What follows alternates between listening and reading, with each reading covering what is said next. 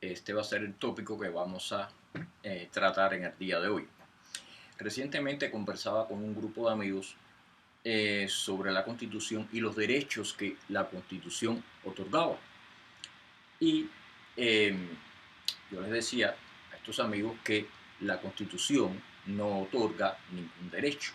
En todo caso, podría otorgar un privilegio, porque los derechos son inherentes al individuo. Es decir, que los derechos no los otorga la Constitución al individuo, sino que ellos son inherentes a él y no provienen de un pedazo de papel. Por lo tanto, el individuo no puede ser separado de sus derechos. Los derechos, al igual que los pensamientos, que los sueños, son intrínsecos al individuo y todos se derivan del derecho básico y fundamental a la propiedad. El privilegio, en cambio, es un beneficio particular o ventaja disfrutado por una persona, compañía o grupo más allá de las ventajas comunes de otros ciudadanos. ¿Es un poder extraordinario o una excepción? El privilegio es otorgado por una autoridad superior al individuo. Digamos, por ejemplo, mi vecino, no se ve aquí bien el patio. Ahora bien, yo tengo derecho aquí a mi patio a circular libremente. Sin embargo, todos los patios ahí, pues, se comunican. El patio del vecino, donde él ahí tiene sus asientos, etcétera, es su propiedad. Y yo no tengo derecho alguno a pasar por ahí o a sentarme en su patio si él no me otorga el privilegio de hacerlo. Porque esa es su propiedad y es su derecho dominar sobre esa propiedad, decidir sobre esa propiedad lo que él desee con ella. Ese es su total derecho. O sea, que para yo usar su propiedad de un modo u otro, requiero de su permiso. Es un privilegio. Como axioma, los derechos y los privilegios son opuestos, mutuamente excluyentes. Usted necesita permiso para ejercer un privilegio, pero no para ejercer sus derechos. Este axioma presenta tres colorarios. Primero, todos los derechos se derivan de la propiedad. La primera propiedad del individuo es su propio cuerpo. Y en consecuencia, el individuo tiene derecho a la vida, a la libertad, a hacer con su cuerpo lo que decida. Fíjense qué importante es eso. Todos los derechos se derivan de la propiedad. Por eso precisamente los regímenes totalitarios, pues lo primero que hacen es eliminar la propiedad privada, a tal grado que el individuo no es dueño ni de sí mismo, es decir, elimina todo derecho a propiedad. ¿Bien? Por eso el individuo es totalmente dependiente del Estado. Todo derecho implica responsabilidad. El ejercicio de los derechos individuales tiene consigo que el individuo responde por sus actos. Digamos, todos tenemos derecho a tener hijos. Ahora bien, con ellos se deriva una responsabilidad. Si, digamos, la educación, la atención médica de esos hijos, pues es nuestra total responsabilidad. Responsabilidad que muchas veces cedemos al Estado, ¿bien? Con un impuesto que pagamos para que el Estado entonces atienda, se ocupe de parte de nuestras responsabilidades. Claro que cuando nos pagamos un impuesto al Estado para que se ocupe de esa responsabilidad que en definitiva son nuestras, pues el Estado pues hace un uso, digamos, de $100 que nosotros damos para la educación del niño, pues simplemente el Estado se queda con 50 para su burocracia, su corrupción, etcétera, o más de 50 y invierte una menor cantidad en el fin para el cual nosotros le otorgamos ese derecho. ¿Bien? Pero ese es el precio, ese es el costo que conlleva esa cesión de los derechos del individuo, que se ha cedido totalmente al Estado. Ese es, entonces, todo derecho implica responsabilidad. El tercer colorario sería que la única limitación a los derechos de un individuo es los iguales derechos de los demás. Remontémonos un poco a Benito Juárez, ¿no? Entre los derechos individuales están el derecho a la vida. Nadie tiene derecho a quitar o dañar la vida de otro en modo alguno. A la adquisición de propiedad y su protección.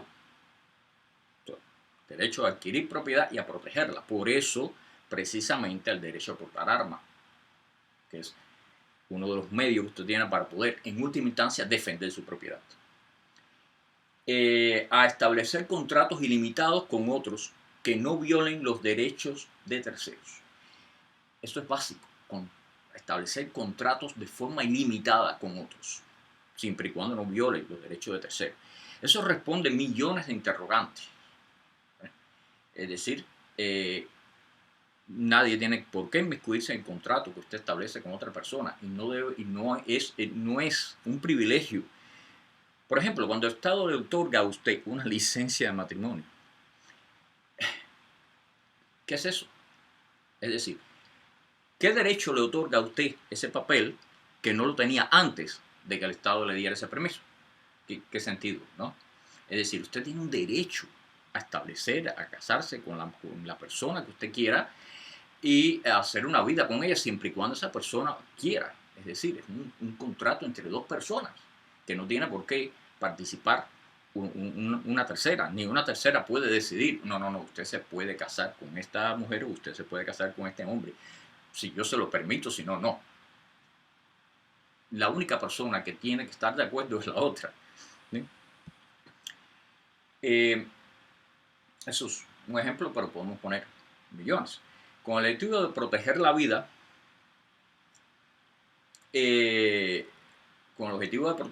la libertad y la propiedad de los ciudadanos, los individuos tienen derecho a formar un gobierno. O sea, son los individuos que forman un gobierno para tener de forma organizada ellos proteger sus derechos, proteger su propiedad.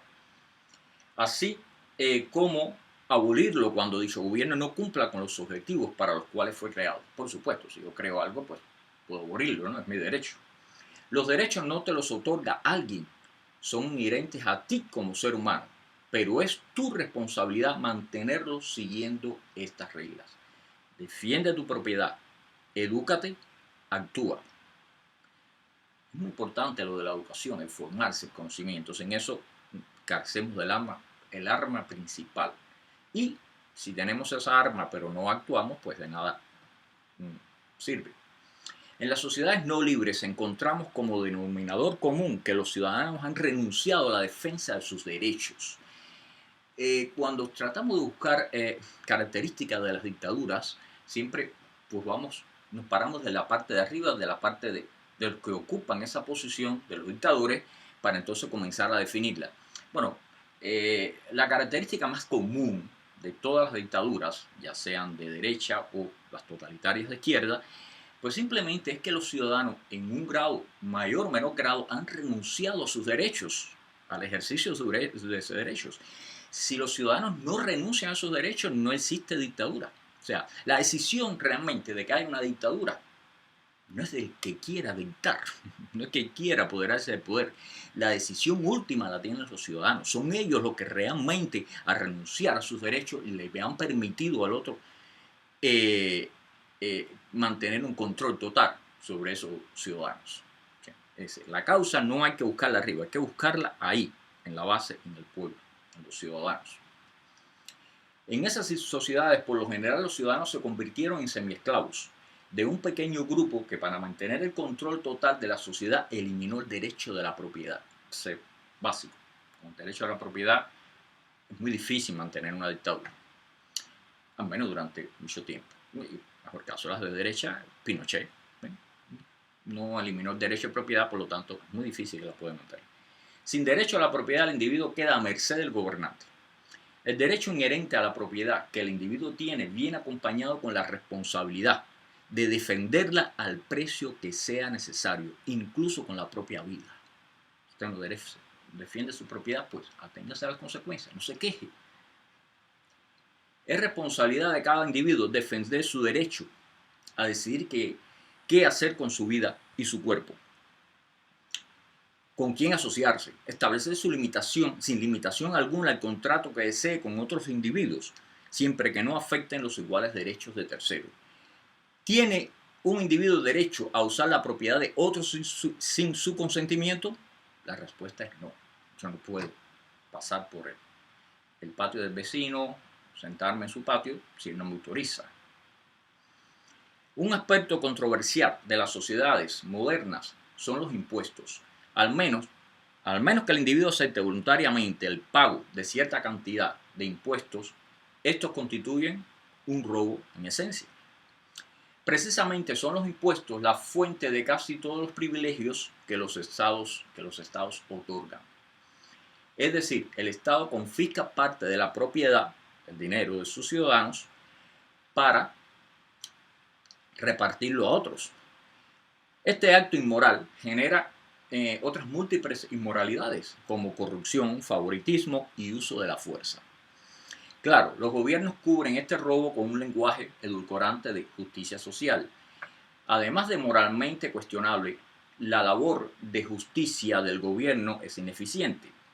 Contrariamente al discurso oficial, los gobiernos, cuando los ciudadanos contrariamente al discurso oficial, cuando los ciudadanos pueden crear riquezas libremente y conservar el resultado de su trabajo, resulta que aumenta la caridad y la compasión en la sociedad y se produce un flujo de donaciones privadas hacia los desvalidos, donde no participa la clase parasitaria intermedia, el gobierno. A medida que los privilegios crecen, disminuyen los derechos y la eficiencia de la sociedad. A más privilegios, más pobreza.